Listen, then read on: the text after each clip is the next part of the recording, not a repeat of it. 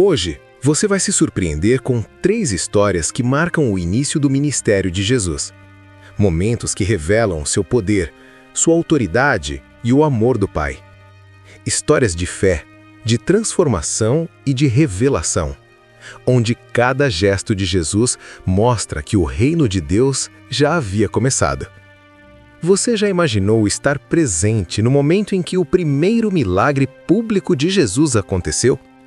Não diante de uma multidão, nem em um grande templo, mas em uma festa simples, perdida no interior da Galileia. Entre risos, música e o perfume do vinho, o Criador do universo estava ali, sentado como um convidado comum, prestes a transformar não apenas a água, mas toda a história da humanidade. Naquele tempo, ninguém sabia quem ele realmente era. Os discípulos ainda o chamavam de mestre, sem entender que caminhavam ao lado do próprio Filho de Deus. E foi ali, entre celebrações e segredos, que tudo começou. Antes dos grandes sermões, antes das multidões, antes da cruz. O primeiro sinal da nova aliança brilhou, discretamente, dentro de um jarro de pedra. E é sobre isso que você vai ouvir agora, como o carpinteiro de Nazaré revelou sua glória pela primeira vez. Não com trovões nem relâmpagos, mas com um gesto silencioso e um vinho que jamais se esgotou. Antes de seguirmos, aproveite para se inscrever neste canal e ativar as notificações. Aqui, toda semana, você vai mergulhar em histórias bíblicas narradas com emoção e verdade, para conhecer as Escrituras como talvez nunca tenha conhecido antes, vivas, humanas e cheias da presença de Deus. Agora, volte comigo para Galileia, porque o primeiro milagre público de Jesus está prestes a acontecer. O lago da Galileia estava calmo naquela manhã. As águas refletiam o sol nascente como um espelho líquido, e o vento que vinha das colinas trazia consigo o cheiro fresco das plantações e das redes secando ao longe. Pouco tempo havia se passado desde que Pedro, André, Tiago e João deixaram tudo para seguir aquele homem de olhar sereno e voz que acalmava a alma. Eles ainda tentavam entender quem ele realmente era. Um mestre? Um profeta? Um novo Moisés? Havia algo em Jesus que desafiava qualquer definição. Algo que ia além das palavras. A jornada que começara à beira do mar agora os levava para as vilas e estradas da Galileia. E conforme caminhavam, a presença dele começava a atrair olhares, perguntas, murmúrios. Não havia feito ainda nenhum milagre público, nenhuma demonstração de poder. Mas quem se aproximava sentia. Algo estava prestes a acontecer. Em cada vila, a notícia se espalhava. O rabino de Nazaré está passando por aqui. E pessoas vinham, não apenas por curiosidade, mas por uma necessidade que nem sempre sabiam explicar. Era como se o próprio ar mudasse quando ele chegava.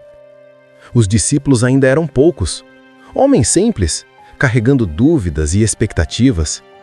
Pedro ainda se lembrava do olhar de Jesus no dia da pesca milagrosa. Era o mesmo olhar que agora o conduzia por caminhos desconhecidos. E assim, sem fanfarra nem anúncio, Jesus os levou até uma pequena aldeia chamada Caná, da Galileia. Ninguém imaginava que ali, em uma celebração comum, ele manifestaria seu primeiro sinal. Mas antes do milagre, havia o cotidiano. O som das flautas, o riso das crianças, o perfume do vinho novo. E entre as conversas e abraços, Maria observava seu filho. O mesmo menino que crescera sob seu teto, agora era seguido por homens que o chamavam de mestre. Ela sabia que o tempo havia chegado, o tempo que o anjo Gabriel havia anunciado tantos anos antes. E enquanto a festa se preparava para começar, Jesus caminhava entre as pessoas com simplicidade. Nada nele chamava atenção por aparência ou ostentação, mas havia um tipo de presença, silenciosa, firme, que atraía e inquietava. O carpinteiro de Nazaré, o filho de Maria, o Cordeiro de Deus. Cada passo dele marcava o início de algo que mudaria o destino da humanidade. Os evangelhos contam que ele manifestou a sua glória e os seus discípulos creram nele. Mas até chegar a esse momento, algo profundo estava sendo construído. Não apenas um milagre, mas uma mensagem. Jesus não escolheria o palácio de Herodes, nem o templo em Jerusalém para revelar seu poder pela primeira vez. Ele escolheria um casamento, um lar, uma família, um ambiente de alegria e comunhão, porque foi para restaurar relacionamentos, curar o que estava quebrado e trazer alegria ao que havia secado, que o Filho de Deus veio ao mundo. E é assim que começa este capítulo. Não com um trovão, mas com uma celebração. Não com soldados, mas com convidados simples. Não com guerra, mas com vinho. O primeiro sinal de Jesus não seria uma demonstração de força, mas uma revelação de graça. E enquanto o som das músicas ecoava pelo pátio e as taças tilintavam sob o sol da Galileia, ninguém percebia que o Criador estava sentado entre eles, prestes a transformar não apenas a água, mas toda a história da humanidade. O sol já descia suavemente sobre os telhados de Caná. O casamento seguia alegre, cheio de vozes, risadas e danças. As famílias haviam se reunido, os vizinhos celebravam e o vinho, símbolo da alegria e da bênção, corria pelas mesas em abundância. Maria observava tudo de longe, com aquele olhar atento de mãe que percebe o que ninguém mais nota. E foi ela quem primeiro percebeu. Algo estava errado. As talhas já estavam quase vazias. Os servos cochichavam entre si, preocupados. O vinho estava acabando, e, em uma cultura onde a hospitalidade era sagrada, isso seria uma vergonha pública para os noivos. Uma festa sem vinho era como um casamento sem bênção. Maria se aproximou de Jesus. As palavras dela foram simples, mas carregadas de significado. Eles não têm mais vinho. Não foi um pedido direto, foi um olhar de fé. Ela sabia que aquele momento poderia ser o início de algo maior. Jesus respondeu com serenidade, mas também com firmeza. Mulher, por que me envolve? Ainda não chegou a minha hora. A resposta parecia uma recusa, mas Maria entendeu o tom. Não era negação, era o prelúdio do milagre. Ela se voltou para os servos e disse com confiança: façam tudo o que ele mandar. Essas foram as últimas palavras registradas de Maria na Bíblia, e não poderiam ser mais significativas, porque a essência da fé está justamente nisso: fazer o que Jesus diz, mesmo antes de ver o resultado. Havia ali 6 grandes talhas de pedra, usadas pelos judeus para as purificações cerimoniais. Grandes vasos de pedra como jarros altos, que podiam armazenar muita água. Cada uma comportava cerca de 100 litros. Jesus olhou para os servos e ordenou calmamente: encham as talhas de água. Eles obedeceram sem entender. Foram até o poço, encheram balde por balde, até que as talhas transbordassem. Então Jesus disse: agora levem um pouco ao encarregado da festa. O encarregado provou, e seus olhos se arregalaram. Chamou o noivo e, surpreso, declarou: todos servem primeiro o melhor vinho e deixam o inferior para depois que os convidados já beberam bem. Mas você guardou o melhor até agora. Um murmúrio de admiração percorreu a festa. Os servos se entreolhavam, maravilhados. Eles sabiam o que havia dentro daquelas talhas minutos antes. Água comum transformada em vinho excelente. Mas aquele milagre não foi apenas sobre vinho. Jesus livrou aquela família da vergonha e da humilhação, mostrando que o primeiro sinal do seu ministério seria um gesto de amor e não de poder. Nenhuma palavra mágica, nenhum gesto teatral. Apenas a presença de Jesus. O poder do Criador agindo discretamente, sem alarde, apenas revelando o que ele sempre foi. Aquele que transforma o comum em extraordinário. E assim, em uma pequena vila esquecida da Galileia, aconteceu o primeiro milagre público de Jesus. Mas aquele vinho tinha um significado muito mais profundo do que o sabor. Era um sinal, o símbolo do que estava por vir. A velha aliança, representada pela água das purificações, estava chegando ao fim. E o vinho novo representava a nova aliança, o tempo da graça em que a alegria não depende mais de rituais, mas do relacionamento vivo com o Messias. Os discípulos que observavam tudo ficaram em silêncio. Algo neles despertou. Eles haviam deixado suas redes, mas agora compreendiam. O homem que seguiam não era apenas um mestre. Era o próprio Deus presente entre eles, transformando a realidade com um simples comando.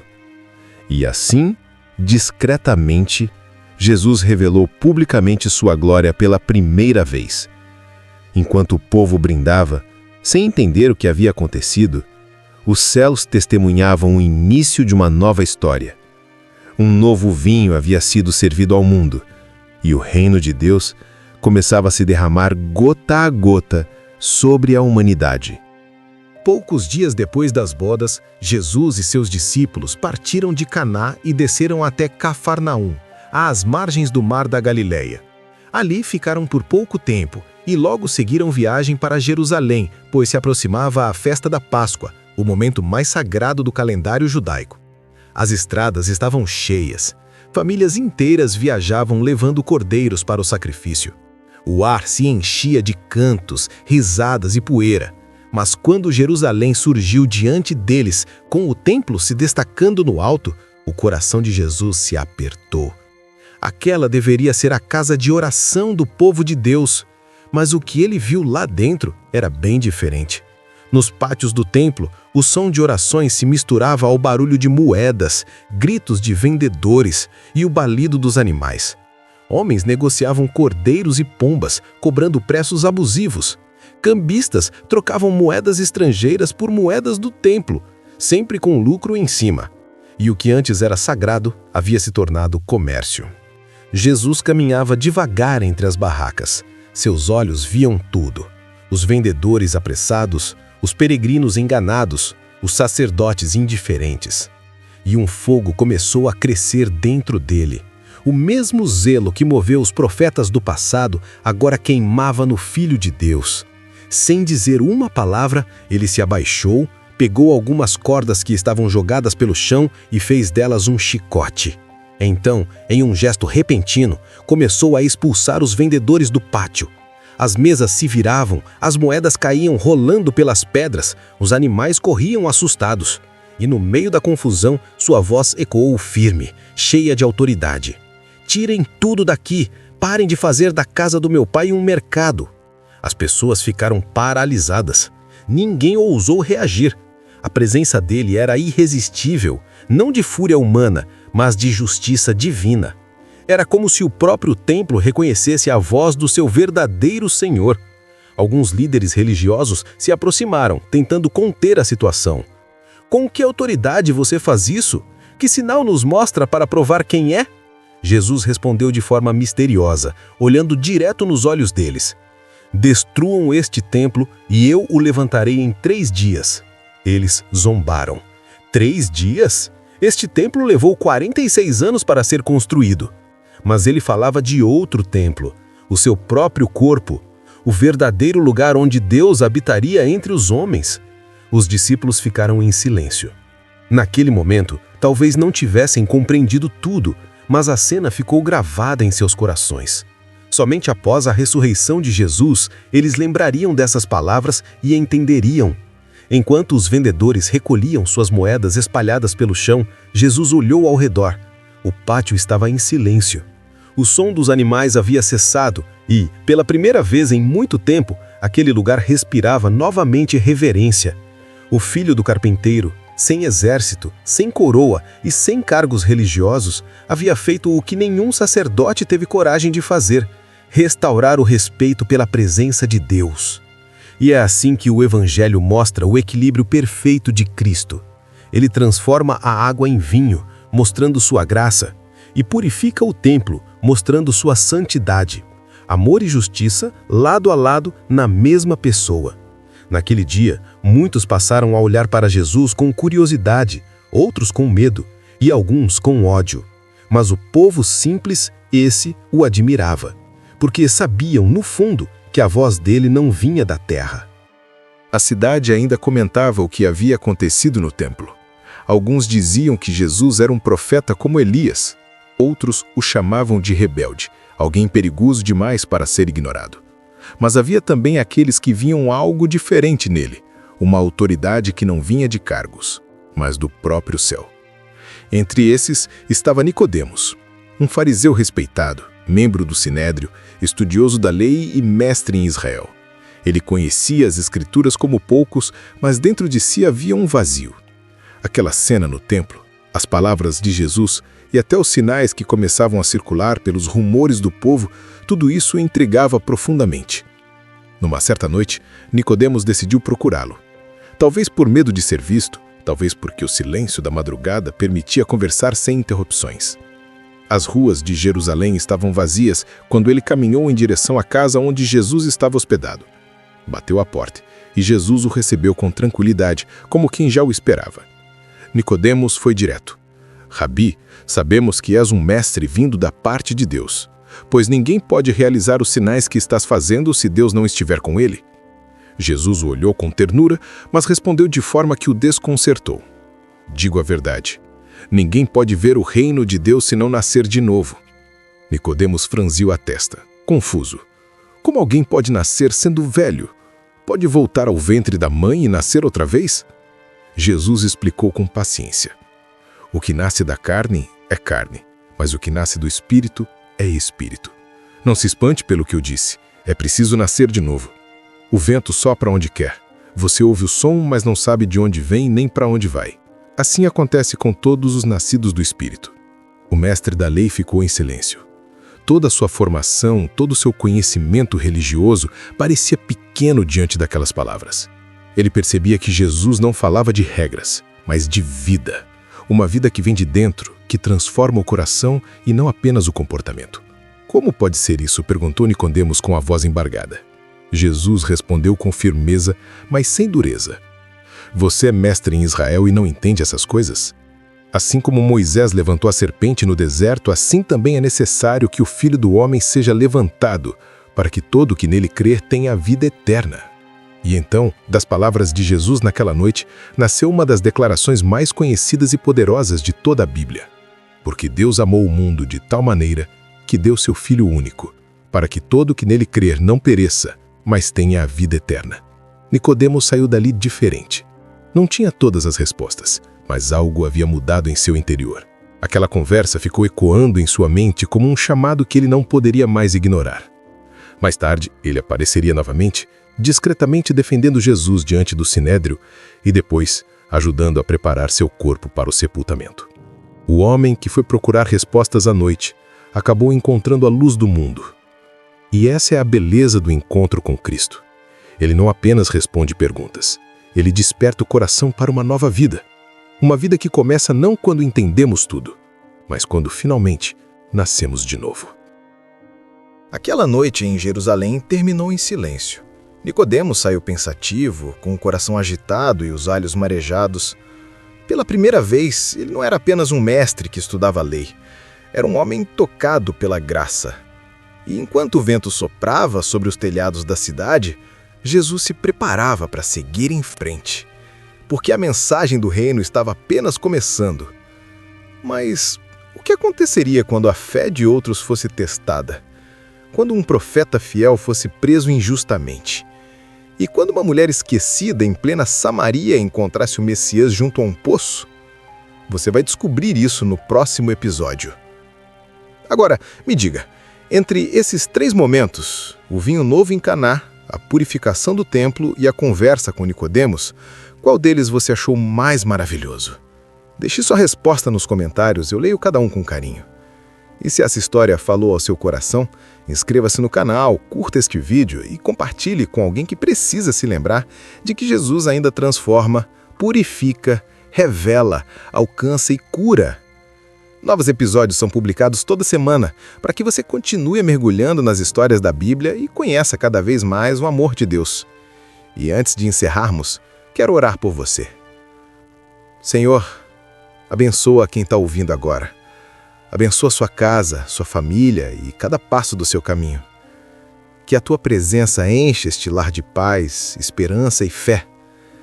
Que onde houver escassez, haja provisão. Onde houver ferida, haja cura. Onde houver distância, haja encontro. Assim como em Caná, no templo, em Jerusalém, na Samaria e na Galileia, que o teu poder também se manifeste aqui, hoje e sempre. Em nome de Jesus. Amém.